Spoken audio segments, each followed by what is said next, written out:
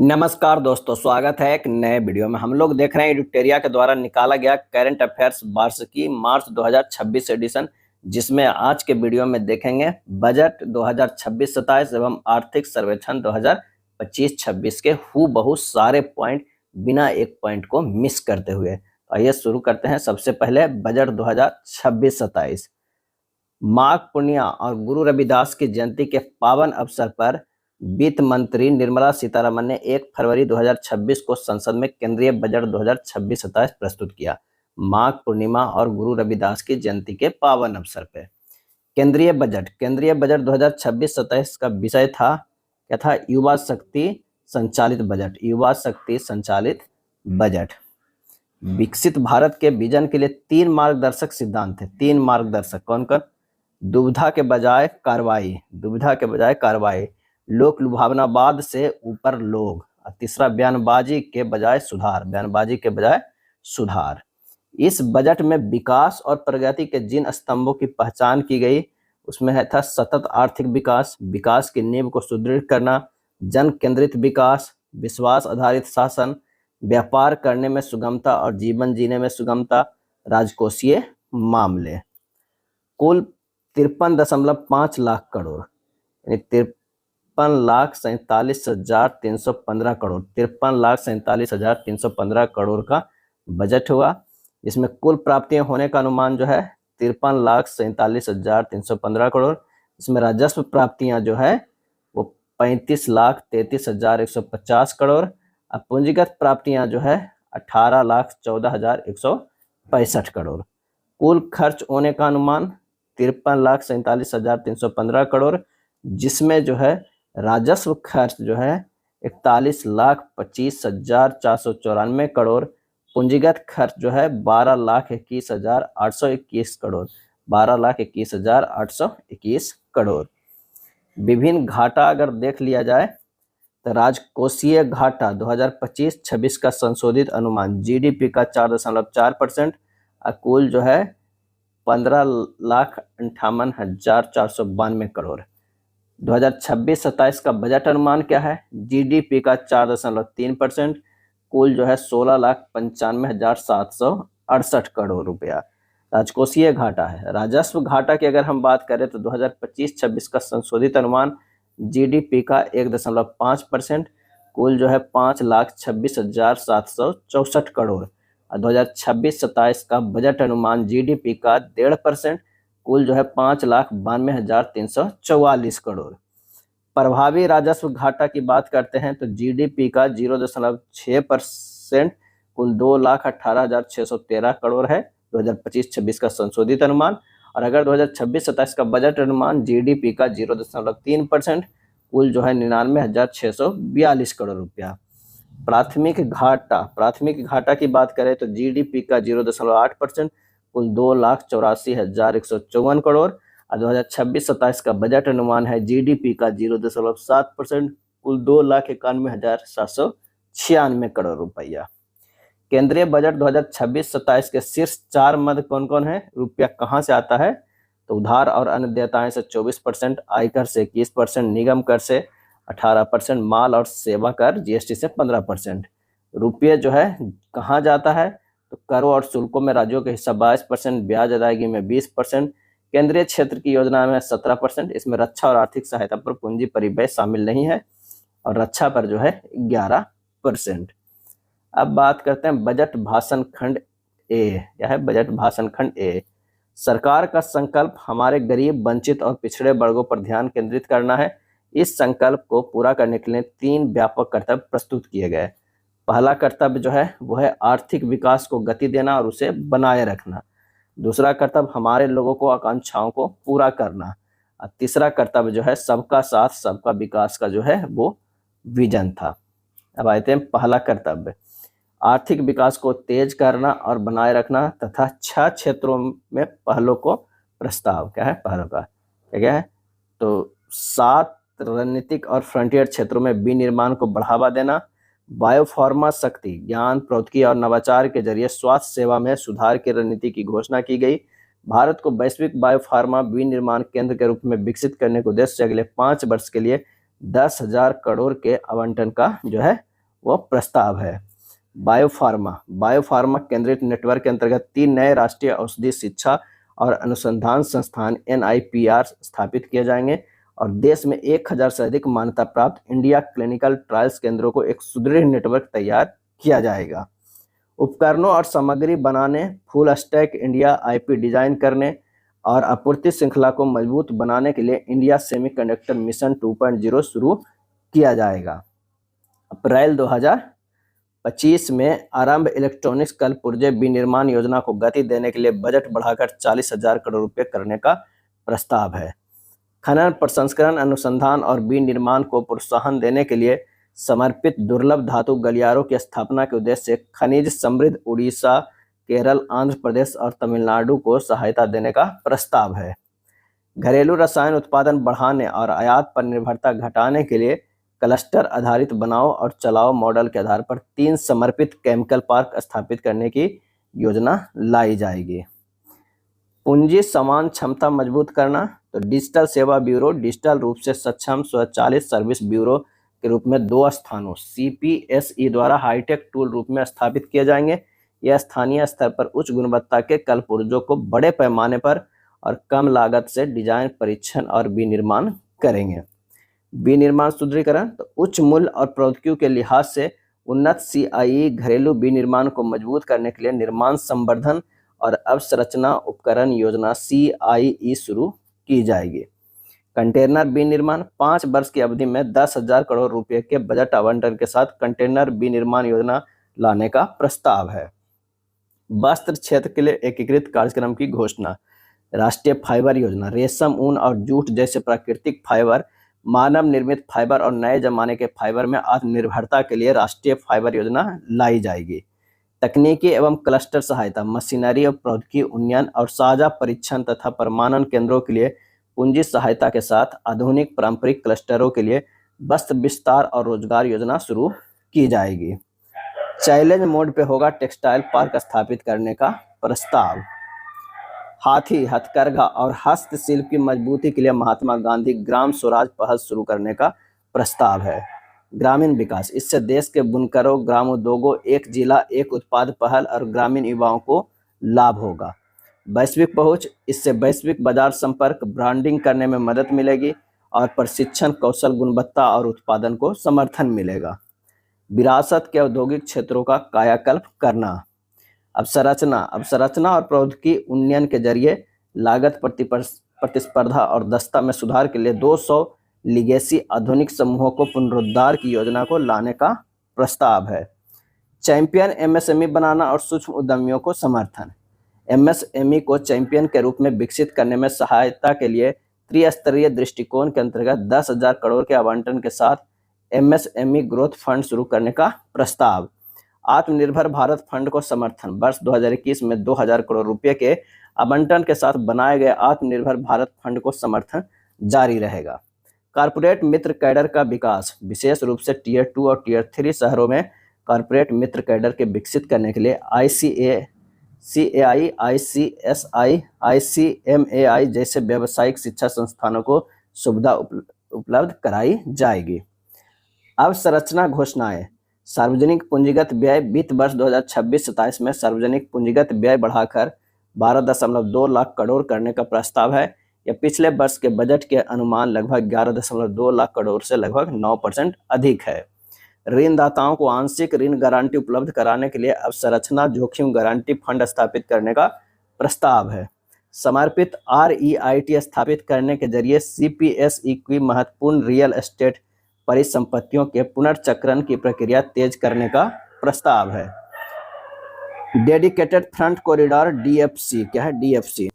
पूर्वी भारत में दानकुनी, क्या है दानकुनी, पश्चिम बंगाल से पश्चिमी भारत के सूरत, गुजरात को जोड़ने के लिए नए समर्पित माल गलियारा स्थापित करने का प्रस्ताव है। यह लगभग 2100 किलोमीटर है। राष्ट्रीय जलमार्ग, अगले 5 वर्षों में 20 नए राष्ट्रीय जलमार्ग शुरू किए जाएंगे। इसकी शुरुआत उड़ीसा के नेशनल वाटरवे 5 से होगी, जो तालचेर और अनुगुल के खनिज क्षेत्रों को पारादीप और धामरा बंदरगाहों से जोड़ेगा। अपेक्षित श्रम शक्ति के विकास के लिए क्षेत्रीय उत्कृष्टता केंद्रों के रूप में प्रशिक्षण संस्थान स्थापित किए जाएंगे। तटीय नौवहन, अंतर्देशीय जलमार्गों और तटीय पोत परिवहन की हिस्सेदारी 6% से बढ़ाकर वर्ष 2047 तक 12% करने के लिए तटीय कार्गो प्रोत्साहन योजना का आरंभ की जाएगी। सी प्लेन योजना, दूरस्थ क्षेत्रों में संपर्क और पर्यटन को बढ़ावा देने के लिए seaplane VGF viability gap funding योजना शुरू की जाएगी। साथ ही सी प्लेन के स्वदेशी निर्माण को प्रोत्साहित किया जाएगा। प्रशिक्षण संस्थान, जलमार्गों के लिए आवश्यक जनशक्ति मैन पावर विकसित करने के लिए प्रशिक्षण संस्थानों को क्षेत्रीय उत्कृष्टता केंद्रों रीजनल सेंटर्स ऑफ एक्सेलेंस के रूप में स्थापित किया जाएगा। दीर्घावधि ऊर्जा सुरक्षा और स्थिरता सुनिश्चित करना, कार्बन टैक्स उपयोग और भंडारण CCUS, कार्बन टैक्स उपयोग और भंडारण प्रौद्योगिकियों के विकास के लिए अगले 5 वर्ष की अवधि हेतु 20,000 करोड़ आवंटित करने की घोषणा की गई है। शहर आर्थिक क्षेत्रों का विकास, प्रत्येक शहर आर्थिक क्षेत्र CER के विकास के लिए 5 वर्षों की अवधि हेतु 5,000 करोड़ के आवंटन का जो है प्रस्ताव है।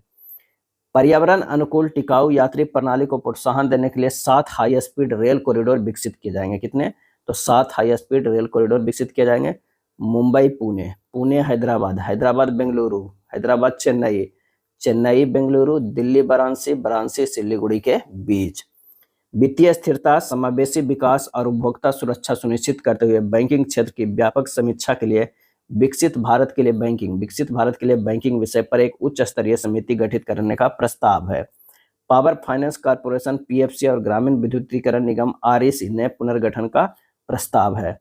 विदेशी निवेश नियमों में सुधार, भारत की उभरती आर्थिक प्राथमिकताओं के अनुरूप विदेशी निवेश के लिए अधिक समकालीन और उपयोगकर्ता अनुकूल रूपरेखा तैयार करने हेतु विदेशी मुद्रा प्रबंधन गैर ऋण लिखित नियमावली की व्यापक समीक्षा का प्रस्ताव है।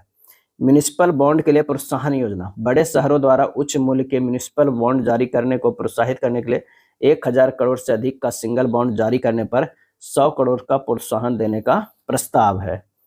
दूसरा कर्तव्य क्या है? लोगों की आकांक्षाएं पूरी करना और क्षमता निर्माण करना। विकसित भारत के मुख्य प्रेरक के रूप में सेवा क्षेत्र पर ध्यान केंद्रित करने और आवश्यक उपायों की सिफारिश करने के लिए शिक्षा एवं रोजगार एवं उद्यमिता पर जो है एक उच्चाधिकार प्राप्त अस्थायी समिति का गठन का जो है वो प्रस्ताव है। यह निर्णय वर्ष 2047 तक वैश्विक अर्थव्यवस्था में भारत की हिस्सेदारी को 10% तक पहुंचाकर जो है उसे एक अग्रणी राष्ट्र बनाएगा। क्या है? अग्रणी राष्ट्र बनाएगा। विकसित भारत के लिए पेशेवर लोग तैयार करने, क्या है? विकसित भारत के लिए पेशेवर लोग तैयार करने। संबंध स्वास्थ्य सेवा पेशेवरों AHP के प्रशिक्षण हेतु वर्तमान संस्थानों के आधुनिकीकरण किया जाएगा और सरकारी तथा निजी क्षेत्रों, क्या है? निजी क्षेत्रों में नए AHP संस्थानों की स्थापना जो है वो की जाएगी। अगले 5 वर्षों के भीतर कार्यबल में 1 लाख नए संबंध स्वास्थ्य सेवा पेशेवरों AHP को जोड़ा जाएगा। वृद्धों की स्वास्थ्य देखभाल और उससे जुड़ी सेवाओं को समाहित करने हेतु सशक्त देखभाल परिवेश तैयार किया जाएगा। अगले कुछ वर्षों में 1.5 लाख जो है देखभाल सेवा प्रदाताओं को प्रशिक्षित किया जाएगा। आयुष, 3 नए अखिल भारतीय आयुर्वेद संस्थान स्थापित किए जाएंगे। परमाणु परिवेश के उच्च मानकों के लिए आयुष फार्मेसी और औषधि प्रशिक्षण प्रयोगशालाओं का उन्नयन करने, अधिक कुशल कार्मिक उपलब्ध कराने तथा पारंपरिक दवाओं के लिए सच आधारित अनुसंधान प्रशिक्षण और जागरूकता को बढ़ावा देने हेतु जामनगर के WHO वैश्विक पारंपरिक चिकित्सा केंद्र के उन्नयन का प्रस्ताव है। पशुपालन, सरकार 20,000 से अधिक पशु चिकित्सकों की उपलब्धता सुनिश्चित करेगी। निजी क्षेत्रों में पशु रोग विशेषज्ञ और पैरा पशु शल्य महाविद्यालयों, पशु अस्पतालों, नैदानिक प्रयोगशालाओं और प्रजनन सुविधाओं के लिए ऋण संबंध पूंजीगत सब्सिडरी सहायता योजना शुरू करने का प्रस्ताव है। Orange economy, Indian institute of creative technology IICT Mumbai को 15,000 माध्यमिक विद्यालयों और 500 महाविद्यालयों के ABGC content creator lab CCL स्थापित करने में सहायता प्रदान करने का जो है प्रस्ताव है। शिक्षा, यूनिवर्सिटी टाउनशिप, सरकार 5 यूनिवर्सिटी टाउनशिप स्थापित करने के लिए राज्यों को सहायता प्रदान करेगी। ये टाउनशिप प्रमुख औद्योगिक और लॉजिस्टिक कॉरिडोर के पास बनाई जाएगी ताकि शिक्षा और उद्योगों के बीच सीधा संबंध जो है वो बन सके। महिला छात्रावास, वायबिलिटी गैप फंडिंग VGF, पूंजीगत सहायता के माध्यम से प्रत्येक जिले में एक महिला छात्रावास स्थापित किया जाएगा। इसका उद्देश्य छात्राओं को सुरक्षित आवास प्रदान कर उच्च शिक्षा को जो है बढ़ावा देना है। पर्यटन, नेशनल इंस्टीट्यूट ऑफ हॉस्पिटैलिटी, मौजूदा राष्ट्रीय होटल प्रबंधन और कैटरिंग प्रौद्योगिकी परिषद NCHMCT का उन्नयन करते हुए राष्ट्रीय आतिथ्य संस्थान के रूप में स्थापित करने का जो है प्रस्ताव है। गाइडों का प्रशिक्षण, एक पायलट योजना के तहत 20 पर्यटन स्थलों में 10,000 गाइडों को प्रशिक्षित किया जाएगा। यह IIM के सहयोग से 12 सप्ताह का एक उच्च गुणवत्ता वाला हाइब्रिड पाठ्यक्रम होगा। National destination digital knowledge grid, सांस्कृतिक, आध्यात्मिक और विरासत महत्व वाले सभी स्थानों को डिजिटल दस्तावेज तैयार करने के लिए एक national destination digital knowledge grid की स्थापना जो है की जाएगी। विरासत और संस्कृति पर्यटन, लोथल, धौलावीरा, राखीगढ़ी, आदि चनालूर, सारनाथ, हस्तिनापुर और लेह पैलेस जैसे 15 पुरातात्विक स्थलों को जीवंत और अनुभवात्मक सांस्कृतिक पर्यटन स्थलों के रूप में विकसित करने का प्रस्ताव है। खेल में अगले दशक में खेल कूद के क्षेत्र में व्यापक बदलाव लाने के लिए खेलो इंडिया मिशन के अगले चरण को शुरू करने का जो है प्रस्ताव है। अब तीसरा कर्तव्य क्या है? यह सबका साथ सबका विकास के दृष्टिकोण के अनुरूप है और इसके लिए निम्नलिखित 4 क्षेत्रों में लक्षित प्रयास करने की आवश्यकता है। पहला क्षेत्र, किसानों की आय में जो है वृद्धि करना। किसानों की आय में वृद्धि करना, किसानों की आय बढ़ाने के लिए मत्स्य पालन, 500 जलाशयों और अमृत सरोवरों को एकीकृत विकास, पशुपालन तथा उच्च मूल्य वाली कृषि को प्रोत्साहन दिया जाएगा। उच्च मूल्य वाली कृषि, सरकार उच्च मूल्य वाली फसलों की खेती को समर्थन देगी, जैसे तटीय इलाकों में नारियल, चंदन, कोको और काजू जैसे उच्च मूल्य वाली फसलों के लिए सहायता प्रदान की जाएगी। नारियल उत्पादन में प्रतिस्पर्धा बढ़ाने के लिए नारियल संवर्धन योजना का प्रस्ताव है। पूर्वोत्तर में अगर के पेड़ों और पर्वतीय क्षेत्रों में बादाम, अखरोट और खुमानी जैसे गिरीदार फलों की खेती को प्रोत्साहन दिया जाएगा। वर्ष 2030 तक भारतीय काजू और कोको को प्रीमियम वैश्विक ब्रांड के रूप में विकसित करने के लिए एक समर्पित कार्यक्रम का प्रस्ताव है। Bharat Vistaar, virtually integrated system to access agricultural resources, केंद्रीय बजट में भारत विस्तार का प्रस्ताव दिया गया है जो बहुभाषीय AI टूल है। इसे AI प्रणाली सहित कृषि संबंधी प्रणालियों के लिए ICAR पैक के साथ एग्री स्टैक पोर्टल के रूप में एकीकृत किया गया है। दिव्यांगजनों का सशक्तिकरण, दिव्यांगजनों के लिए दिव्यांगजन कौशल योजना शुरू की गई जो IT, AVGC, हॉस्पिटैलिटी तथा खाद्य एवं पेय क्षेत्रों में कार्य उन्मुख और प्रक्रिया संचालित भूमिकाएं के अवसर प्रदान करेगी। मानसिक स्वास्थ्य और ट्रॉमा केयर के लिए प्रतिबद्धता, उत्तर भारत में मानसिक स्वास्थ्य सेवाओं के लिए निम्हांस 2 की स्थापना की जाएगी। रांची और तेजपुर में स्थित वर्तमान मानसिक स्वास्थ्य संस्थानों को क्षेत्रीय शीर्ष स्थानों के रूप में उन्नत किया जाएगा। पूर्वोत्तर राज्यों और उत्तर पूर्व क्षेत्र पर ध्यान, दुर्गापुर से बेहतर संपर्क नोड के साथ एकीकृत पूर्वी तट औद्योगिक गलियारे का विकास, 5 पूर्वोत्तर राज्यों में 5 पर्यटन स्थलों का निर्माण और 4000 ई-बसों के संचालन का प्रस्ताव किया गया है। अरुणाचल प्रदेश, सिक्किम, असम, मणिपुर, मिजोरम और त्रिपुरा में बौद्ध सर्किट के विकास के लिए नई योजना का प्रस्ताव है। 16वां वित्त आयोग, सरकार ने 16वें वित्त आयोग के सिफारिशों के अनुरूप वित्त वर्ष 2026-27 के लिए राज्यों के वित्त आयोग का अनुदान के रूप में 1.4 लाख करोड़ आवंटित जो है वो किए हैं। बजट भाषण खंड बी में अगर हम देखते हैं, प्रत्यक्ष कर क्या है? प्रत्यक्ष कर, नया आयकर का अधिनियम, नया आयकर अधिनियम 2025 दिनांक 1 अप्रैल 2026 से प्रभावी हो जाएगा। सरलीकृत आयकर नियमावली और प्रपत्रों को शीघ्र ही अधिसूचित कर दिया जाएगा। नए फॉर्म को इस तरह डिजाइन किया गया है ताकि आम नागरिक आसानी से उसका अनुपालन जो है कर सके। जीवन जीने की सुगमता, किसी साधारण व्यक्ति को मोटर दुर्घटना दावा अधिकरण MSCT द्वारा अधिनिर्णित ब्याज की आय पर आयकर से छूट दी जाएगी और इस मद में स्रोत पर कर नहीं काटा जाएगा। TCS को तर्कसंगत बनाना, विदेश यात्रा कार्यक्रम पैकेज की बिक्री पर TCS दर को बिना किसी राशि निर्धारण के मौजूदा 5% और 20% से कम करके 2% करने का जो है प्रस्ताव है। सरलीकृत TDS योजना, मानव श्रम आपूर्ति के लिए सरलीकृत TDS प्रावधानों से श्रम गहन कारोबारियों को लाभ होगा। छोटे करदाताओं के लिए नई व्यवस्था, इसमें नियम आधारित स्वचालित प्रक्रिया से कर निर्धारण अधिकारी के समक्ष आवेदन दाखिल करने के स्थान पर कम अथवा शून्य कटौती प्रमाण पत्र करना संभव हो सकेगा। प्रपत्र 50G और 15H की सुविधा, करदाताओं की सुविधा के लिए डिविडेंड और निवेश से संबंधित प्रपत्र 15G अथवा प्रपत्र 15H स्वीकार करने के लिए डिपोजिटरीज को सिंगल विंडो के रूप में उपयोग करने का प्रस्ताव है। संशोधित रिटर्न की समय सीमा, संशोधित रिटर्न दाखिला के लिए समय सीमा को मामूली शुल्क के भुगतान के साथ 31 दिसंबर से बढ़ाकर 31 मार्च करने का प्रस्ताव है। कर रिटर्न फाइल करने के लिए अलग अलग समय सीमा का जो है वो प्रस्ताव है। टीडीएस कटौती, किसी अनिवासी द्वारा अचल संपत्ति की बिक्री पर टीडीएस की कटौती की जाएगी। इसके लिए निवासी क्रेता के पैन आधारित चालान के माध्यम से भुगतान की सुविधा दी जा सकती है, जिससे टैन की अनिवार्यता जो है वो खत्म होगी।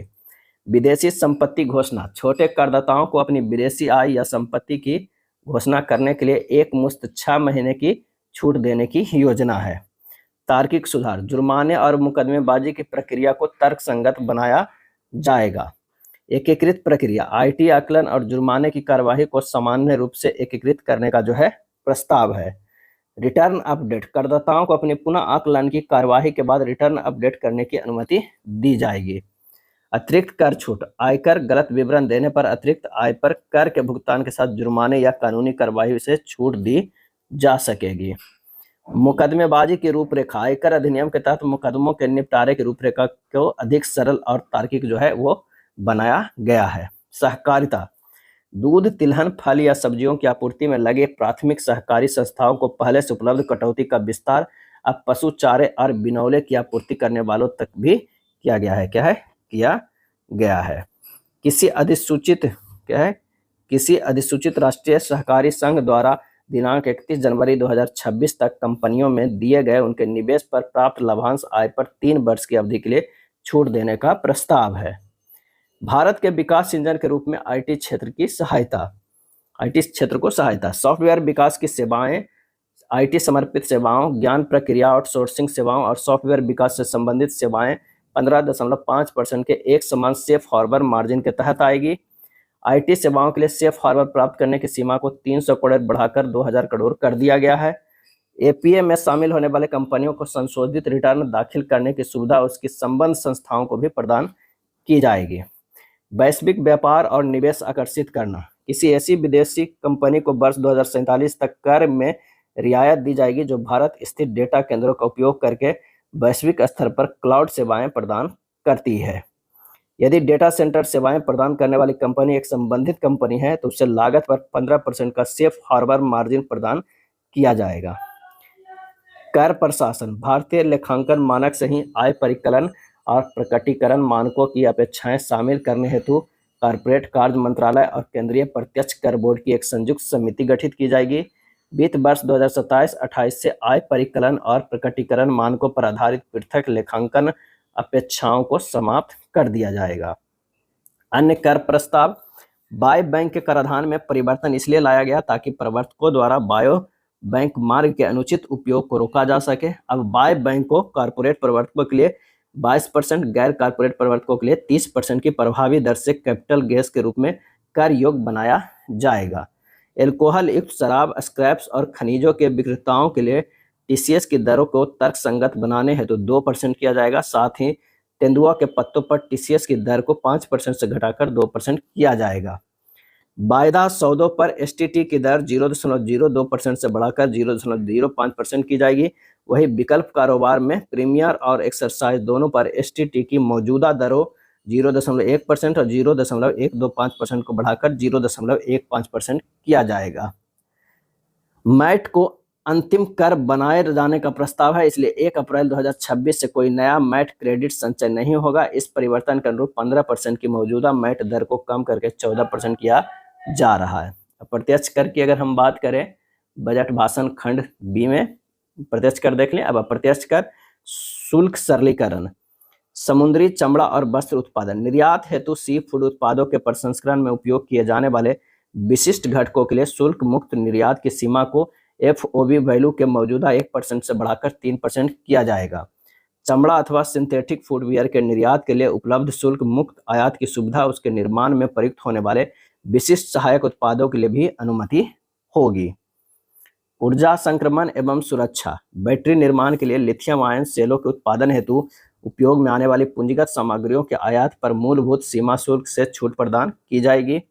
सोलर ग्लास के निर्माण में इस्तेमाल हेतु सोडियम एंटीमोनेट के आयात पर मूलभूत सीमा शुल्क से छूट मिलेगी। न्यूक्लियर पावर परियोजनाओं के लिए आवश्यक सामग्रियों के आयात पर लगने वाले मूलभूत सीमा शुल्क की छूट को वर्ष 2035 तक बढ़ा दिया गया है। महत्वपूर्ण खनिजों के प्रसंस्करण के लिए आवश्यक पूंजीगत सामग्रियों के आयात पर लगने वाले मूलभूत सीमा शुल्क में छूट प्रदान की जाएगी। बायोगैस मिश्रित सीएनजी, बायोगैस मिश्रित सीएनजी पर केंद्रीय उत्पाद शुल्क के भुगतान के समय उसमें मिश्रित बायोगैस के मूल्य पर शुल्क नहीं लिया जाएगा। असैनिक एवं रक्षा विमान, असैनिक प्रशिक्षण एवं अन्य विमानों के निर्माण के लिए जो है आवश्यक कल पुर्जों पर मूलभूत सीमा शुल्क में छूट जो है वो दी जाएगी। रक्षा क्षेत्र की इकाइयों द्वारा रख रखाव, मरम्मत अथवा अन्य आवश्यकताओं में इस्तेमाल किए जाने वाले विमान के पुर्जों के निर्माण हेतु आयात किए जाने वाले कच्चे माल पर मूलभूत सीमा शुल्क में छूट दी जाएगी। इलेक्ट्रॉनिक्स, माइक्रोवेव ओवन के निर्माण में इस्तेमाल किए जाने वाले विशेष पुर्जों पर मूलभूत सीमा शुल्क में छूट दी जाएगी। विशेष आर्थिक क्षेत्र, विशेष आर्थिक क्षेत्रों से लेकर घरेलू टैरिफ क्षेत्र में पात्र विनिर्माण संयंत्रों द्वारा विक्रय की सुविधा हेतु एक विशेष एकबारी उपाय का प्रस्ताव किया गया है, जिससे विक्रय की मात्रा उनके निर्यात के निर्धारित अनुपात तक सीमित होगी, जिसके लिए रियायती दरों का प्रस्ताव किया गया है। जीवन की सुगमता, व्यक्तिगत उपयोग के लिए आयात की जाने वाली सभी वस्तुओं पर मूल सीमा शुल्क को 20% से घटाकर 10% किया गया।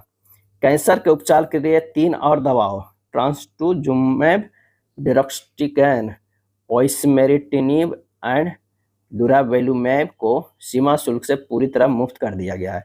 दुर्लभ बीमारियों की सूची में 7 अतिरिक्त असाध्य रोगों को जोड़ा गया है ताकि उनके लिए जो है दवाओं के व्यक्तिगत आयात पर कोई सीमा शुल्क ना लगे। सीमा शुल्क सरलीकरण प्रक्रिया, सीमा शुल्क प्रक्रियाओं को सरलीकरण द्वारा वस्तुओं को आवाजाही को सुगम और त्वरित बनाया जाएगा और मानवीय हस्तक्षेप को न्यूनतम किया जाएगा। विश्वास आधारित प्रणालियां, एईओ के टियर 2 और टियर 3 के अंतर्गत आने वाले संस्थाओं के लिए शुल्क भुगतान के स्थगन अवधि को 15 दिन से बढ़ाकर 30 दिन किया गया है। पात्र निर्माताओं और आयातकों के लिए भी समान शुल्क स्थगन सुविधा प्रदान करने का प्रस्ताव है। सीमा शुल्क के अग्रिम नियमों की वैधता अवधि को 3 वर्ष से बढ़ाकर 5 वर्ष किया गया है। कार्गो और शीघ्र निकासी हेतु अधिमान्य उपचार के लिए सरकारी एजेंसियों द्वारा एईओ प्रमाण को बढ़ावा दिया जाएगा। जिन वस्तुओं के आयात के लिए किसी विशेष अनुपालन की आवश्यकता नहीं है, उनके लिए विश्वस्त आयातकों द्वारा pre arrival bill of entry दाखिल करने पर माल के पहुंचते ही निकासी की औपचारिकताएं स्वतः पूरी हो जाएगी। सीमा शुल्क भंडारण को अब स्व घोषणा, इलेक्ट्रॉनिक ट्रैकिंग और जोखिम आधारित लेखा परीक्षा के साथ एक भंडार संचालक केंद्रित प्रणाली में बदला जाएगा।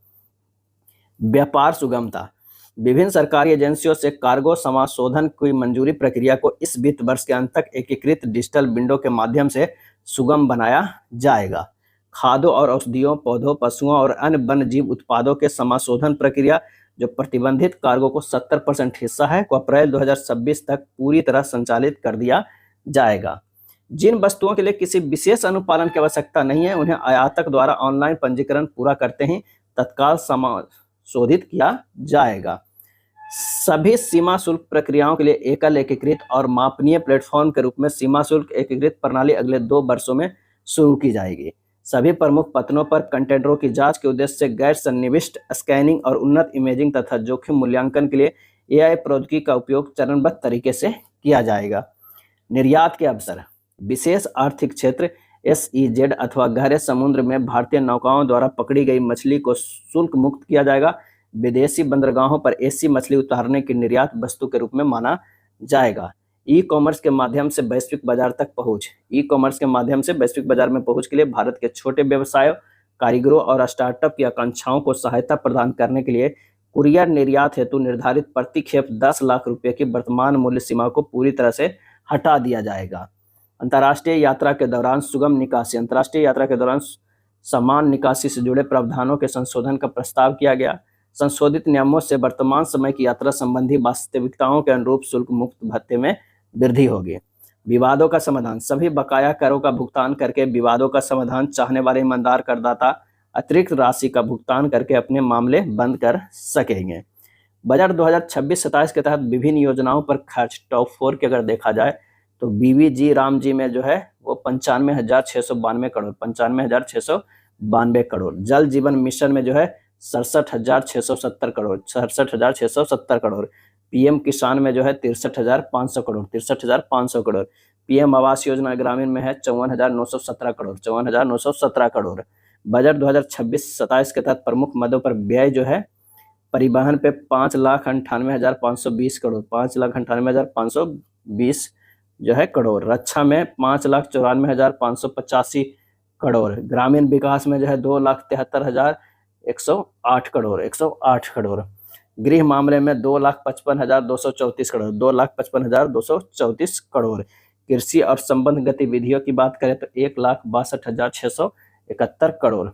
बजट 2026-27 क्या है, बजट 2026-27 के तहत विभिन्न मंत्रालयों को आवंटित किया गया व्यय, रक्षा मंत्रालय को 7,84,678 करोड़ रुपया, सड़क एवं परिवहन राजमार्ग मंत्रालय के 3,09,575 करोड़ रुपया, रेलवे मंत्रालय को जो है 2,81,377 करोड़। अब आइए देखते हैं केंद्रीय बजट 2026-27 में घोषित नई योजनाएं। जलाशय विकास योजनाएं, भारत में जलाशय विकास योजनाएं मुख्य रूप से मत्स्य पालन, जल संरक्षण और ग्रामीण आजीविका बढ़ाने पर केंद्रित है। प्रधानमंत्री मत्स्य संपदा योजना PMMSY और मत्स्य पालन और जलीय कृषि अवसंरचना विकास कोष FIDF जैसी प्रमुख पहलों के माध्यम से जलाशयों में केज कल्चर, बीज भंडारण और बुनियादी ढांचे का विकास किया जा रहा है, जिससे मछली उत्पादन में रिकॉर्ड जो है वृद्धि हुई है। बायोफार्मा शक्ति योजना, इसका उद्देश्य भारत को वैश्विक बायोफार्मा मैन्युफैक्चरिंग हब बनाना।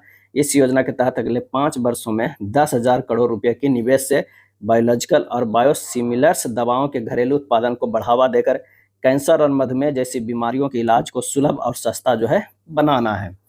India semiconductor mission 2.0, India semiconductor mission 2.0 ISM 2.0 का लक्ष्य भारत को वैश्विक चिप निर्माण हब बनाना और आत्मनिर्भरता हासिल करना है, जिसके लिए वित्त वर्ष 2026-27 के बजट में 1,000 करोड़ का प्रावधान किया गया है।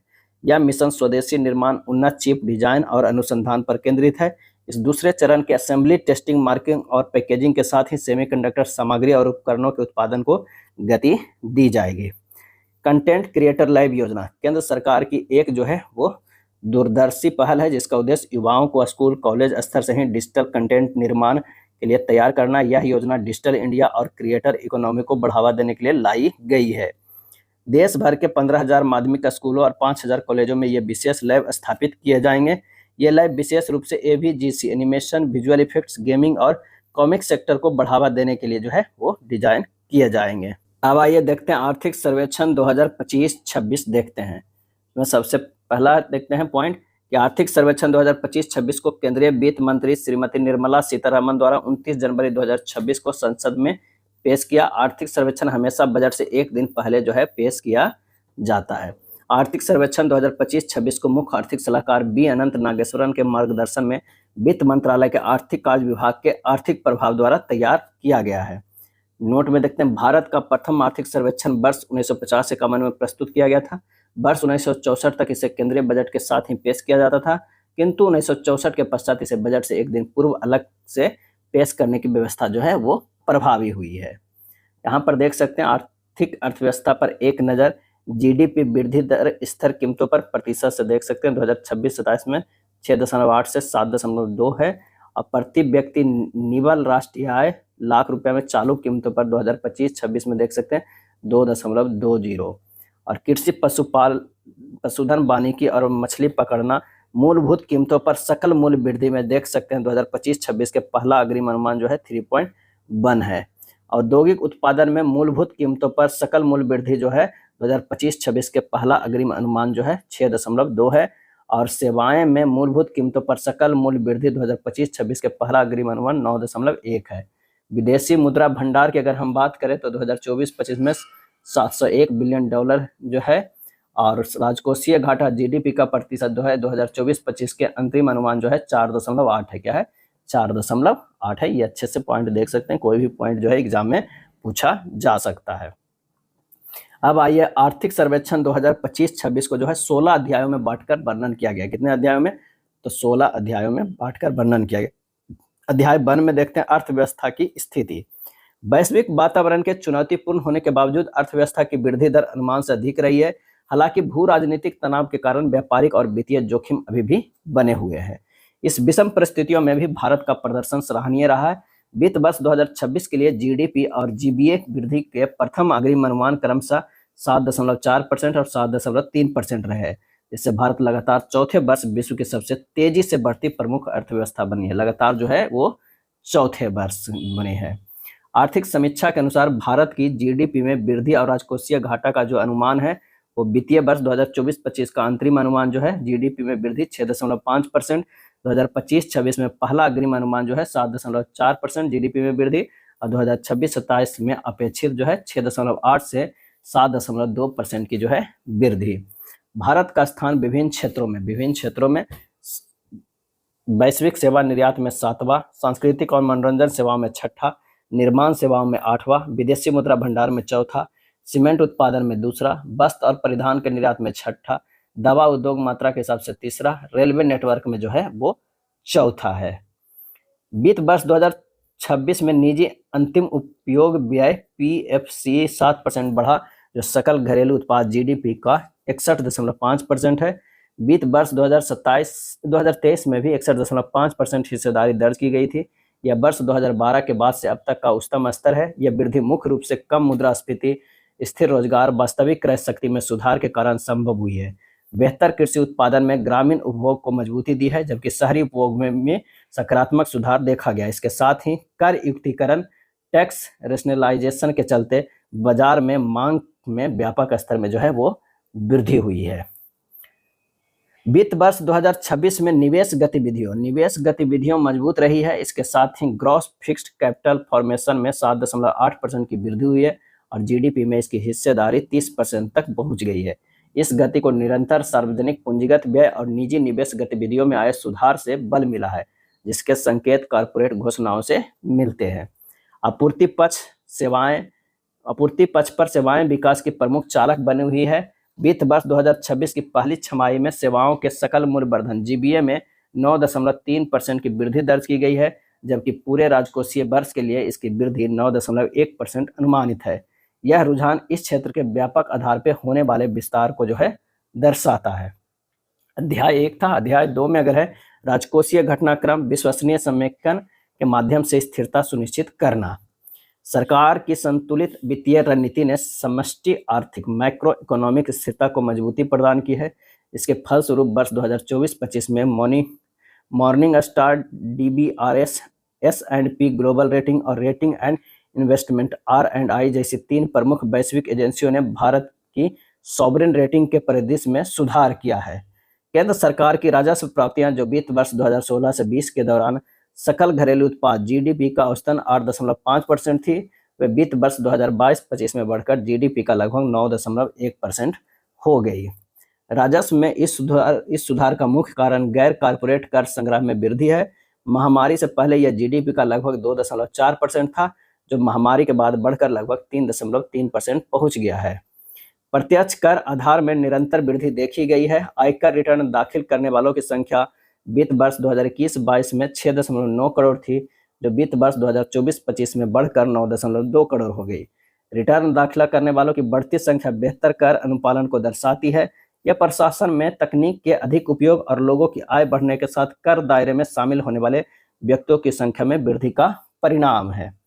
अप्रैल-दिसंबर 2025 के दौरान सकल जीएसटी संग्रह 17.4 लाख करोड़ रुपए तक पहुंच गया है, जो साल दर साल 6.7% की वृद्धि को दर्शाता है। 2024-25 में जीएसटी संग्रह 22.1 लाख करोड़ रुपए, जबकि 2023-24 में 20.2 लाख करोड़ रुपए था। वित्तीय वर्ष 2025 में यह जीडीपी के 4% तक पहुंच गया है। जीएसटी राजस्व की यह वृद्धि मौजूदा नाम मात्र जीडीपी वृद्धि की स्थिति के साथ मोटे तौर पर जो है वो मेल खाती है। नेक्स्ट पॉइंट है, समानांतर रूप से उच्च आवृत्ति वाले संकेतक मजबूत लेन देन की मात्रा वॉल्यूम का सुझाव देते हैं, जिसमें अप्रैल-दिसंबर 2025 के दौरान संचयी ई-बे बिल वॉल्यूम साल दर साल 21% बढ़ा। केंद्र सरकार का प्रभावी पूंजीगत व्यय महामारी पूर्व अवधि में जीडीपी के औसतन 2.7% से बढ़कर पोस्ट पैंडेमिक महामारी के बाद की अवधि में लगभग 3.9% हो गया। केंद्र सरकार ने राज्यों को वित्त वर्ष 2024-25 में राज्यों को पूंजीगत निवेश हेतु विशेष सहायता SASCI योजना के माध्यम से राज्यों को 1.5 लाख करोड़ रुपए तक का 50 वर्षीय ब्याज मुक्त ऋण प्रदान कर पूंजीगत व्यय लगभग 2.4% बनाए रखने के लिए प्रोत्साहित किया है। महामारी के बाद की अवधि में राज्य सरकारों को संयुक्त राजकोषीय घाटा GSDP के लगभग 2.8% पर स्थिर रहा।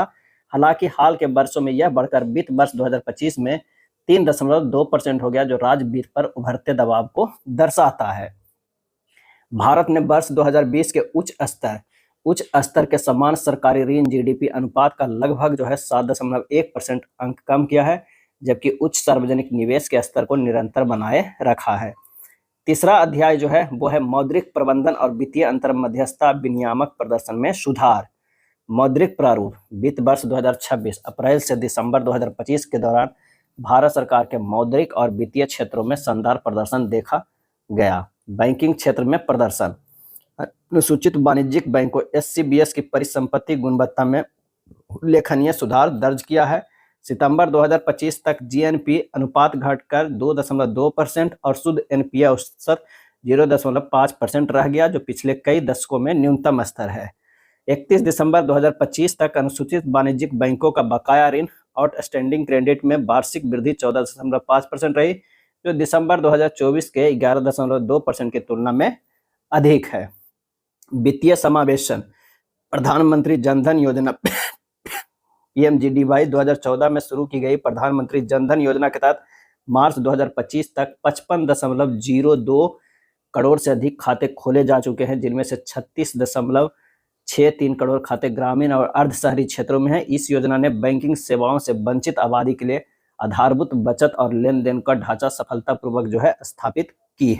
स्टैंड अप इंडिया योजना, स्टैंड अप इंडिया योजना अनुसूचित जाति एससी, अनुसूचित जनजाति एसटी और महिला उद्यमियों को ग्रीन फील्ड उद्यम, नए व्यवसाय स्थापित करने के लिए 10 लाख रुपए से 1 करोड़ रुपए तक का बैंक ऋण प्रदान करती है। प्रधानमंत्री स्वनिधि योजना, प्रधानमंत्री स्ट्रीट वेंडर्स आत्मनिर्भर निधि योजना के तहत सड़क विक्रेताओं, रेहड़ी पटरी वालों को बिना किसी जमानत के कार्यशील पूंजी ऋण प्रदान किया जा रहा है।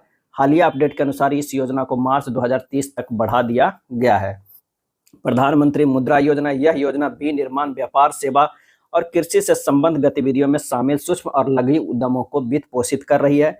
अक्टूबर 2025 तक इस योजना के तहत 55.45 करोड़ ऋण खातों के माध्यम से 36.18 लाख करोड़ रुपए से अधिक की राशि वितरित की जा चुकी है।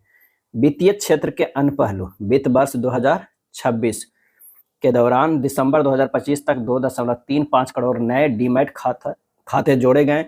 इसमें कुल डीमैट खातों की संख्या 21.6 करोड़ से अधिक हो गई। एक महत्वपूर्ण उपलब्धि यह रही कि सितंबर 2025 तक विशिष्ट निवेशकों यूनिक इन्वेस्टर्स की संख्या 12 करोड़ के आंकड़े को पार कर गई है, जिनमें लगभग 1/4 महिलाएं थी। म्यूचुअल फंड उद्योग का भी विस्तार हुआ, जिसमें दिसंबर 2025 के अंत तक 5.9 करोड़ अद्वितीय निवेशक यूनिक इन्वेस्टर थे।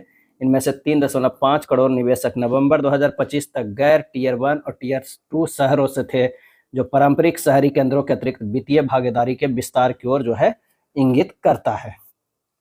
गिफ्ट सिटी में स्थित भारत का पहला अंतर्राष्ट्रीय वित्तीय सेवा केंद्र आईएफएससी वैश्विक पूंजी को आकर्षित करने और उसे सही दिशा प्रदान करने के लिए सक्षम पारिस्थितिकी तंत्र तैयार कर रहा है। क्षेत्रीय परिदृश्य, विनियामक गुणवत्ता के संदर्भ में प्रणालीगत सुदृढ़ीकरण के लिए वित्त वर्ष 2024-25 में अंतर्राष्ट्रीय मुद्रा कोष और विश्व बैंक द्वारा संयुक्त रूप से संचालित किया गया, जिसे वित्तीय क्षेत्र मूल्यांकन कार्यक्रम FSAP के माध्यम से अंतर्राष्ट्रीय मान्यता दी गई। दोनों रिपोर्टों में एक बढ़ती हुई लचीली, विविध और समावेशी वित्तीय प्रणाली का उल्लेख किया गया। इसमें वित्तीय क्षेत्र की कुल परिसंपत्तियां कैलेंडर वर्ष 2024 में जीडीपी का लगभग 187% रही है। साथ ही पूंजी बाजार का विस्तार कैलेंडर वर्ष 2017 के जीडीपी के 144% से बढ़कर कैलेंडर वर्ष 2024 में 175% हो गया। मूल्यांकनों में यह भी पाया गया कि बैंक और एनबीएफसी गंभीर तनाव की स्थितियों में भी पर्याप्त पूंजीगत बफर बनाए रखने में सक्षम है। अब अध्याय 4 देखते हैं, बाहरी क्षेत्र दूरगामी लक्ष्य की तैयारियां। वैश्विक वस्तु निर्यात में भारत की हिस्सेदारी 1% से लगभग दोगुनी होकर 1.8% हो गई है, जबकि वैश्विक वाणिज्यिक सेवा निर्यात में इसकी हिस्सेदारी 2% से बढ़कर दुगनी से अधिक यानी 4.3% हो गई है। अंकटाड की व्यापार और विकास रिपोर्ट 2025 के अनुसार भारत व्यापारिक साझेदारों की विविधीकरण में अग्रणी अर्थव्यवस्थाओं में शामिल है। भारत ग्लोबल साउथ में तीसरे स्थान पर रहा और उसने सभी ग्लोबल नॉर्थ की अर्थव्यवस्थाओं की तुलना में उच्च व्यापार विविधता दर्ज किया है।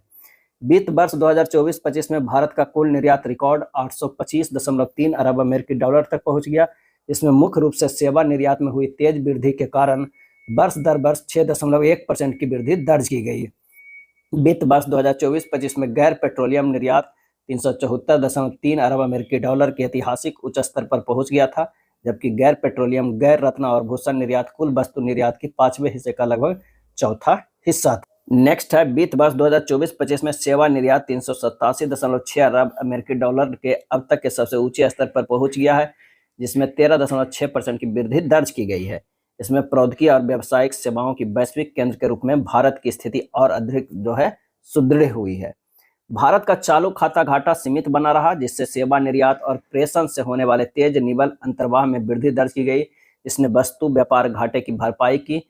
वित्त वर्ष 2026 की दूसरी तिमाही में भारत का चालू खाता घाटा सकल घरेलू उत्पाद का लगभग 1.3% रहा, जो कई अन्य प्रमुख अर्थव्यवस्थाओं की तुलना में बेहतर स्थिति को दर्शाता है। भारत विश्व में प्रेषण प्राप्त करने वाला सबसे बड़ा प्राप्तकर्ता देश बना रहा। वित्त वर्ष 2024-25 में प्रेषण अंतर्वाह बढ़कर 135.4 अमेरिकी डॉलर तक पहुंच गया, जिससे विदेशी खाते की स्थिरता को समर्थन प्राप्त हुआ। यह उन्नत अर्थव्यवस्थाओं से आने वाले प्रेषणों को बढ़ते हिस्से को दर्शाता है, जिसमें कुशल और पेशेवर श्रमिकों का महत्वपूर्ण योगदान है। 16 जनवरी 2026 तक भारत का विदेशी मुद्रा भंडार बढ़कर 701.4 अरब अमेरिकी डॉलर हो गया है, जो लगभग 11 माह के भारत के आयात की भरपाई में करने में सक्षम है और विदेशी ऋण के 94% से अधिक हिस्से को समाहित करता है। इसमें विदेशी अस्थिरता के संबंध में भारत की क्षमता और अधिक जो है वो सुदृढ़ हुई है। वैश्विक निवेश की मंदी के दौरान भी भारत ने पर्याप्त प्रत्यक्ष विदेशी निवेशकों को आकर्षित किया है। अप्रैल-नवंबर 2025 के दौरान कुल मिलाकर 64.7 अरब अमेरिकी डॉलर कुल प्रत्यक्ष विदेशी निवेश एफडीआई अंतर्वाह रहा, जो निवेशकों के निरंतर विश्वास और सेवा, डिजिटल विनिर्माण एवं बुनियादी ढांचागत क्षेत्रों में निवेश की तेज गति को दर्शाता है। भारत कैलेंडर वर्ष 2024 में 1000 से अधिक परियोजनाओं के साथ ग्रीनफील्ड निवेश की घोषणाओं में वैश्विक स्तर पर चौथे स्थान पर रहा। इसके अतिरिक्त कैलेंडर वर्ष 2020 से 24 में यह ग्रीनफील्ड डिजिटल निवेश के लिए सबसे बड़े गंतव्य के रूप में जो है उभरा है। अब आइए देखते हैं अध्याय 5, महंगाई नियंत्रित और स्थिर। भारत ने सीपीआई उपभोक्ता मूल्य सूचकांक श्रृंखला की शुरुआत के बाद से अब तक की सबसे कम मुद्रास्फीति दर्ज की है। अप्रैल-दिसंबर 2025 की औसत समग्र मुद्रास्फीति 1.7% रही है। खुदरा मुद्रास्फीति में आई इस कमी का मुख्य कारण भोजन और ईंधन के मूल्यों में सामान्य गिरावट की प्रवृत्ति को माना जा सकता है। यह दोनों घटकर मिलकर भारत के उपभोक्ता मूल्य सूचकांक बास्केट का 52.7% हिस्सा बनाते हैं। प्रमुख उभरती और विकासशील अर्थव्यवस्थाओं की तुलना में भारत ने वर्ष 2025 में मुद्रास्फीति में सबसे तीव्र गिरावट दर्ज की है। 2024 की तुलना में वर्ष 2025 में यह गिरावट लगभग 1.8% अंक के बराबर है। अध्याय 6 में कृषि और खाद्य प्रबंधन। वित्तीय वर्ष 2015 और 2024 के बीच पशुपालन क्षेत्र में महत्वपूर्ण विकास हुआ है, जिसके परिणाम स्वरूप इसके सकल मूल्य वर्धन जीबीए में लगभग 195% की वृद्धि दर्ज की गई है। मत्स्य पालन क्षेत्र ने भी उत्कृष्ट प्रदर्शन किया है, जिसमें मछली उत्पादन में 2014 से 24 के दौरान 140% से अधिक की वृद्धि हुई है, जबकि इसके पिछले दशक 2004 से 2014 में तुलनात्मक रूप से कम वृद्धि देखी गई थी। अच्छे मानसून के कारण कृषि वर्ष 2024-25 के दौरान भारत का कुल खाद्यान्न उत्पादन record 357.73 lakh metric tonne LMT तक पहुंचने का अनुमान है। यह पिछले वर्ष की तुलना में 254.3 एलएमटी की जो है वो वृद्धि को दर्शाता है। यह वृद्धि चावल, गेहूं, मक्का और मोटे अनाज श्रेणी के उत्पादन में बढ़ोतरी के कारण संभव हुई है। खाद्यान्न उत्पादन में वृद्धि के बावजूद बागवानी क्षेत्र कृषि जीविका का एक प्रमुख चालक बनकर उभरा है, जिसकी कृषि क्षेत्र में हिस्सेदारी लगभग 33% है। वर्ष 2024-25 में बागवानी उत्पादन 362.08 मिलियन टन एमटी तक पहुंच गया है, जो अनुमानित खाद्यान्न उत्पादन 357.73 एमटी से भी जो है अधिक है। क्या है? अधिक है। सरकार कृषि विपणन अवसंरचना में दक्षता सुधारने के लिए ISAM के तहत कृषि विपणन अवसंरचना AMI उप योजना और कृषि अवसंरचना कोष AIF को लागू कर रही है। इसका उद्देश्य खेत के स्तर पर सुविधाओं को मजबूत करना और निजी क्षेत्र की भागीदारी को प्रोत्साहित करना।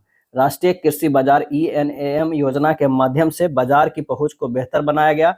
31 दिसंबर 2025 तक इस पोर्टल से लगभग 1.79 करोड़ किसान, 2.72 करोड़ व्यापारी और 4698 FPO जुड़ चुके हैं।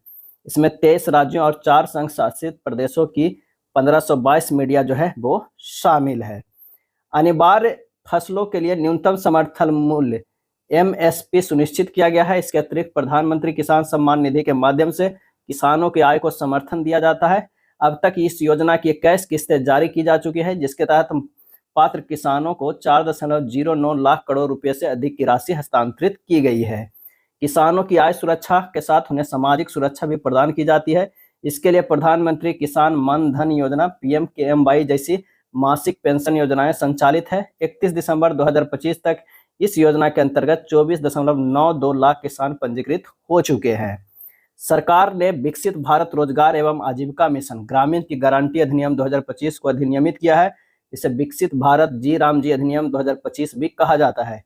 यह अधिनियम मनरेगा का एक व्यापक वैधानिक पुनर्गठन है, जिसका उद्देश्य ग्रामीण रोजगार को विकसित भारत 2047 की दीर्घकालिक परिकल्पना के अनुरूप बनाना है। इसका मुख्य उद्देश्य जवाबदेही को मजबूत करना, अवसंरचना के परिणामों में सुधार करना तथा आय सुरक्षा को सुदृढ़ करना है। विकसित भारत जी राम जी अधिनियम 2025 ग्रामीण रोजगार नीति में भारत के निर्णायक बदलाव को दर्शाता है। हालांकि मनरेगा सहभागिता, डिजिटलीकरण और पारदर्शिता के मामले में जनता के बीच काफी लोकप्रिय रहा, लेकिन कुछ ढांचागत कमियों के कारण इसकी प्रभावशीलता में कमी देखी गई थी। अब अध्याय 7 देख लेते हैं। सेवाएं स्थिरता से नए आयामों की ओर। सकल घरेलू उत्पाद जीडीपी में सेवाओं की हिस्सेदारी वित्त वर्ष 2026 की पहली छमाही H1 वित्त वर्ष 2026 से बढ़कर 53.6% हो गई, जबकि सकल मूल्य वर्धित जीबीए में सेवाओं की हिस्सेदारी वित्त वर्ष 2026 के प्रथम अग्रिम अनुमानों के अनुसार अब तक के सर्वोच्च स्तर 56.4% पर पहुंच गई। भारत दुनिया का 7वां सबसे बड़ा सेवा निर्यातक है और 2005 के वैश्विक सेवाओं के व्यापार में इसकी हिस्सेदारी 2% से बढ़कर 2024 में 4.3% हो गई। सेवा क्षेत्र विदेशी प्रत्यक्ष निवेश एफडीआई का सबसे बड़ा प्राप्तकर्ता बना हुआ है।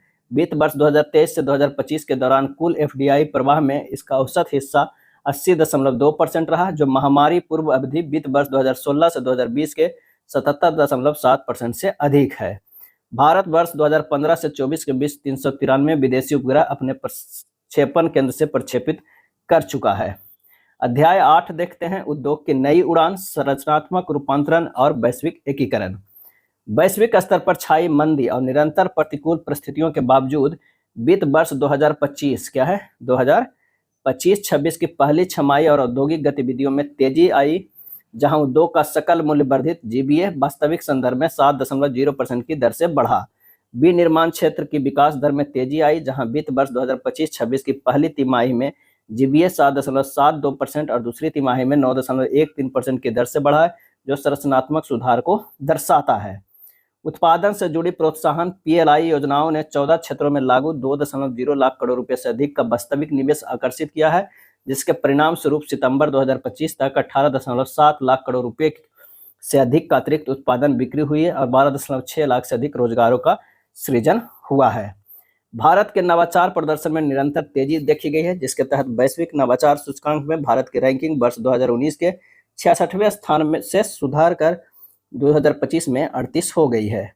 इंडिया सेमीकंडक्टर मिशन ने घरेलू क्षमताओं को उन्नत बनाया है, जिसके तहत 6 राज्यों में 10 सेमीकंडक्टर विनिर्माण और पैकेजिंग परियोजनाओं को मंजूरी दी गई है, जिनमें लगभग 1.60 लाख करोड़ रुपए का निवेश जो है वो शामिल है। अध्याय 9 में निवेश और अवसंरचना, संपर्क सूत्र, क्षमता और प्रतिस्पर्धात्मक को सुदृढ़ करना। भारत सरकार का पूंजीगत व्यय वित्त वर्ष 2018 में 2.63 लाख करोड़ रुपए से लगभग 4.2 गुना बढ़कर वित्त वर्ष 2026 बजट अनुमान में 11.21 लाख करोड़ रुपए हो गया है। वित्त वर्ष 2026 बजट अनुमान में प्रभावी सार्वजनिक पूंजीगत व्यय 15.48 लाख करोड़ रुपए रहने का अनुमान है, जो बुनियादी अवसंरचना विकास पथ का मुख्य प्रेरक तत्व के रूप में स्थापित हो गया है। आगामी वित्त वर्ष 2026-27 के लिए इसे बढ़ाकर 12.2 लाख करोड़ रुपया प्रस्तावित किया गया है। पिछले एक दशक में राष्ट्रीय राजमार्ग नेटवर्क 60% से अधिक की वृद्धि हुई है। यह वित्त वर्ष 2014 के 91,287 किलोमीटर से वित्त वर्ष 2026 दिसंबर तक जो है 1,46,572 किलोमीटर हो गया है। इसके साथ ही परिचालन वाले हाई स्पीड कॉरिडोर की लंबाई लगभग 10 गुना बढ़कर वित्त वर्ष 2014 के 550 किलोमीटर से वित्त वर्ष 2026 दिसंबर तक 5364 किलोमीटर हो गई है। रेलवे की आधारभूत अवसंरचना का विस्तार निरंतर गति से जारी है, जिसके अधीन मार्च 2025 तक भारतीय रेल नेटवर्क का कुल विस्तार 69,439 रूट किलोमीटर तक पहुंच गया है। सरकार ने वित्त वर्ष 2026 में 3500 किलोमीटर अतिरिक्त नेटवर्क विस्तार के लक्ष्य को निर्धारित किया है और अक्टूबर 2025 तक भारतीय रेलवे 99.1% विद्युतीकृत हो चुका है। नवंबर 2025 तक कुल 69,427 रूट किलोमीटर का विद्युतीकरण पूरा किया जा चुका है। भारत विश्व का तीसरा सबसे बड़ा घरेलू विमानन बाजार बन गया है। हवाई अड्डों की संख्या वित्त वर्ष 2014 के 74 से बढ़कर वित्त वर्ष 2025 में 164 हो गई है। विद्युत क्षेत्र में क्षमताओं का निरंतर विस्तार दर्ज किया गया है। नवंबर 2025 तक स्थापित क्षमता वर्ष दर वर्ष 11.6% से बढ़कर 509.74 गीगावाट हो गई है। इसके साथ ही मांग आपूर्ति का अंतर वित्त वर्ष 2014 के 4.2% से घटकर नवंबर 2025 तक शून्य हो गया है। विद्युत क्षेत्र के सुधारों ने ऐतिहासिक बदलाव प्रस्तुत किया है, जिसमें डिस्कॉम ने वित्त वर्ष 2025 में पहली बार 2701 करोड़ रुपए का शुद्ध लाभ कर पश्चात निवल लाभ का दर्ज किया है। इसके साथ ही एग्रीगेट ट्रैंकिंगल एंड कमर्शियल AT&C नुकसान वित्त वर्ष 2014 के 22.62% से घटकर वित्त वर्ष 2025 में 15.04% रह गया है। नवंबर 2025 तक कुल ऊर्जा उत्पादन क्षमता में नवीकरणीय ऊर्जा की हिस्सेदारी लगभग 49.83% है। भारत कुल नवीकरणीय ऊर्जा तथा संस्थापित सौर ऊर्जा क्षमता के मामले में वैश्विक स्तर पर तीसरे स्थान पर है। टेली डेंसिटी के संदर्भ में 86.76% की वृद्धि दर्ज की गई है और 5G सेवाएं अब तक देश के 99.9% जिलों में उपलब्ध है। जल जीवन मिशन के तहत अक्टूबर 2025 तक 81% से अधिक ग्रामीण परिवारों के पास नल से स्वच्छ जल की सुविधा जो है उपलब्ध है।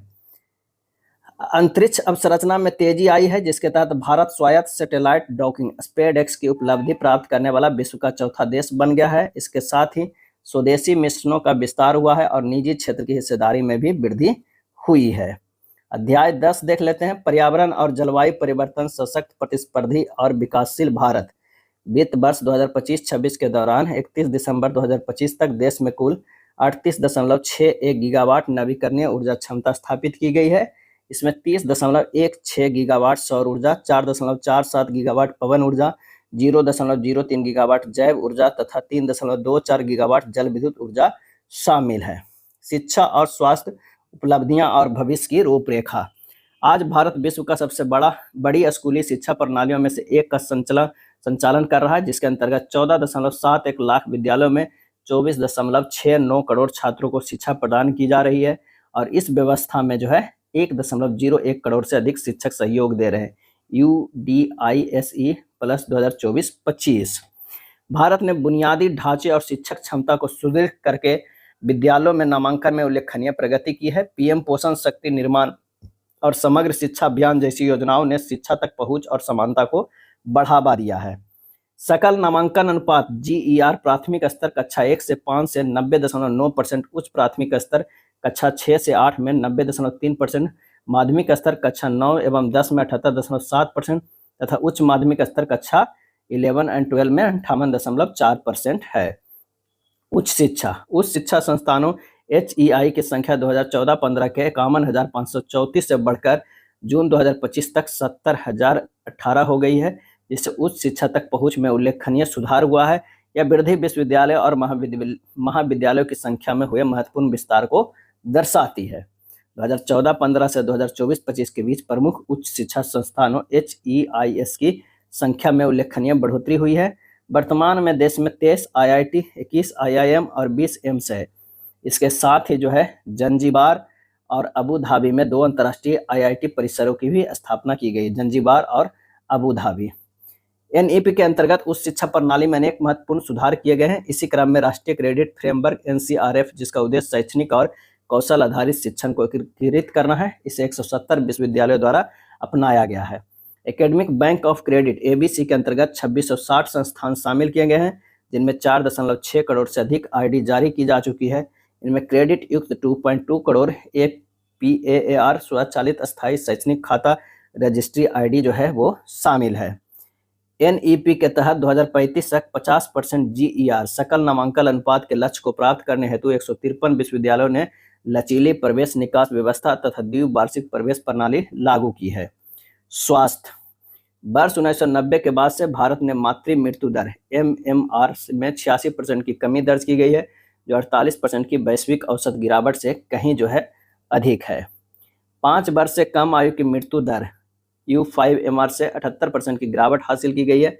यह वर्ष 1990 से 2023 के दौरान वैश्विक स्तर पर 54% की गिरावट की तुलना में 61% की वैश्विक कमी और नवजात मृत्यु दर NMR में 70% से अधिक की कमी दर्शाती है। पिछले दशक में शिशु मृत्यु दर IMR में 37% से अधिक की गिरावट दर्ज की गई है, जो वर्ष 2013 में प्रति 1000 जीवित जन्मों पर 40 से घटकर 2023 में 25 हो गई है।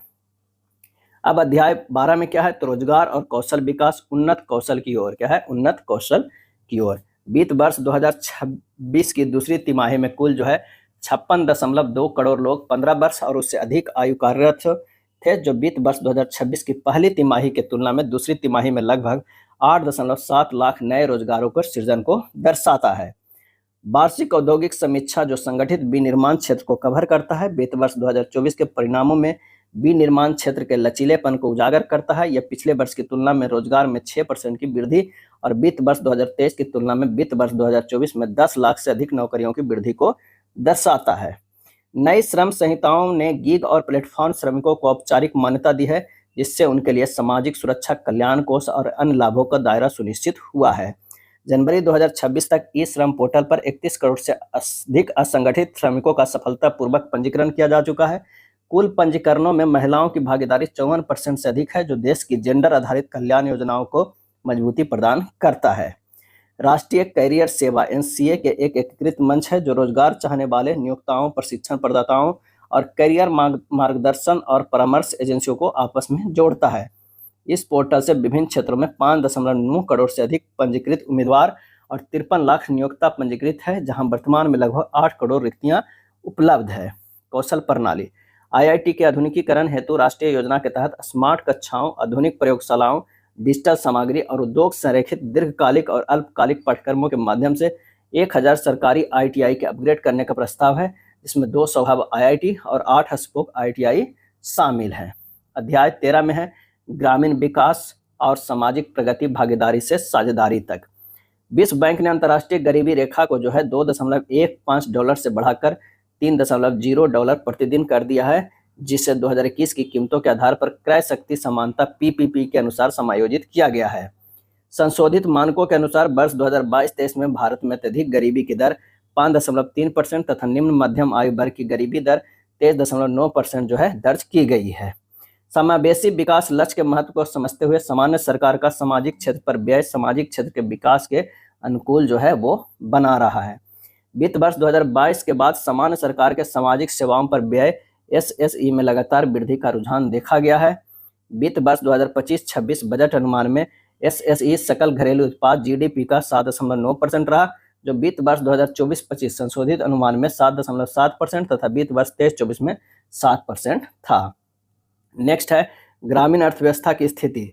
दिसंबर 2025 तक स्वामित्व योजना के तहत ड्रोन समीक्षा लगभग 3.44 लाख अधिसूचित गांवों के लक्ष्य के मुकाबले 3.28 लाख गांवों में पूर्ण की जा चुकी है।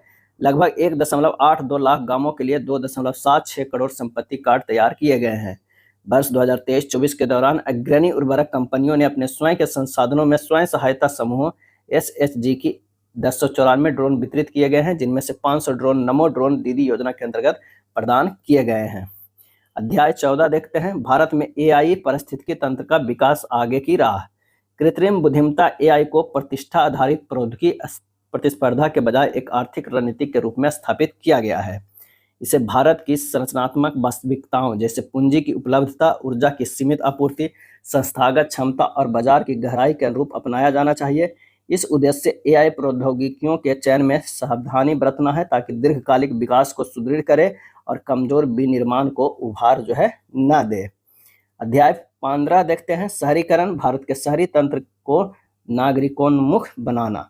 नमो भारत क्षेत्रीय त्वरित परिवहन प्रणाली यह दर्शाती है कि उच्च गति क्षेत्रीय कनेक्टिविटी कैसे शहरी और उप शहरी श्रम बाजारों को पुनः आकार दे सकती है।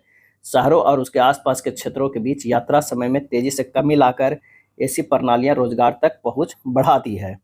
यह बहुकेंद्रित विकास और समर्थन करती है, मुख्य महानगरीय क्षेत्रों पर दबाव को कम करती है। यह अनुभव महानगरीय क्षेत्रों में गतिशीलता, आवास और आर्थिक विकास को एकीकृत करने में क्षेत्रीय रेल की भूमिका को रेखांकित करता है। अध्याय 16 में देखते हैं आयात प्रतिस्थापन से सामाजिक लचीलेपन और सामरिक अपरिहार्यता एक। इस परिप्रेक्ष्य में स्वदेशी अपरिहार्य और आवश्यक बन जाता है। यह विदेशी आयातों के सामने उत्पादन की निरंतरता सुनिश्चित करने और अस्थायी राष्ट्रीय क्षमताओं का निर्माण करने के लिए रक्षात्मक और आक्रामक नीति उपकरण दोनों के रूप में कार्य करता है, जो आर्थिक संप्रभुता को सुदृढ़ करता है। स्वदेशी से रणनीतिक लचीलेपन और पुनः रणनीतिक अपरिहार्यता के संदर्भ में क्रमिक विकास की अवसंरचना तैयार करता है। इसमें विवेक आधारित आयात प्रतिस्थापन राष्ट्रीय शक्ति में निवेश करता है और अंततः भारत को वैश्विक प्रणालियों के संदर्भ में इस तरह स्थापित करता है कि विश्व भारतीय उत्पाद खरीदने के बारे में सोचने के बजाय बिना सोचे भारतीय उत्पाद खरीदने की दिशा में बढ़ा जाए। राष्ट्रीय इनपुट लागत न्यूनीकरण रणनीतिक प्रतिस्पर्धात्मक को आधारभूत अवसंरचना के रूप में देखता है। यह रणनीति किफायती और विश्वसनीय संसाधनों को विनिर्माण, निर्यात और रोजगार के लिए मौलिक मानती है, जबकि बढ़े हुए संसाधन संबंध लागतों को संपूर्ण अर्थव्यवस्था पर व्यापक और अस्थायी दंड के रूप में देखती है। यह था बजट और आर्थिक सर्वेक्षण। अगर वीडियो अच्छा लगा तो लाइक एंड शेयर कर दीजिएगा। धन्यवाद।